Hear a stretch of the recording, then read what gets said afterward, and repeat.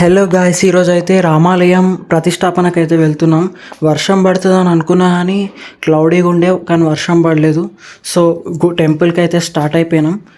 చూస్తే టెంపుల్ అంతా ఇంకా కన్స్ట్రక్షన్ కొంచెం ఉంది. సో పైకి వెళ్తే అప్పుడే ధ్వజస్తంభం అయితే నిలబెడుతున్నారు. ఇంకొద్దిసేపట్లో మల్లారెడ్డి వచ్చిండు. ప్రతిష్టాపన అయితే అయిపోయింది. అప్పుడు దేవుడిని చూపించినారు. శ్రీరాముణ్ణి, సీతమ్మ వారిని, అలాగే లక్ష్మణుణ్ణి ఒక టెంపుల్లో.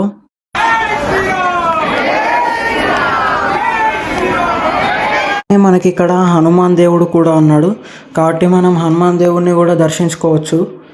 మనకి ఇక్కడ దగ్గర దగ్గర ఒక 3 to 4 దేవుళ్ళు అయితే ఉన్నారు దర్శించుకోవడానికి.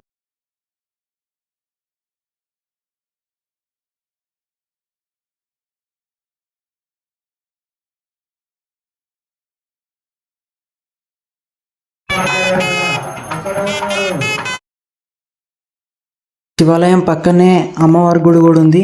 అక్కడ అమ్మవారిని కూడా దర్శించుకోవచ్చు. ఇంకా మేము ప్రతిష్టాపన అయిపోయాక అన్నదాన కార్యక్రమం ఉంటే అక్కడ తినేసి ఇంకా ఇంటికి వెళ్ళిపోయినాం. Okay guys.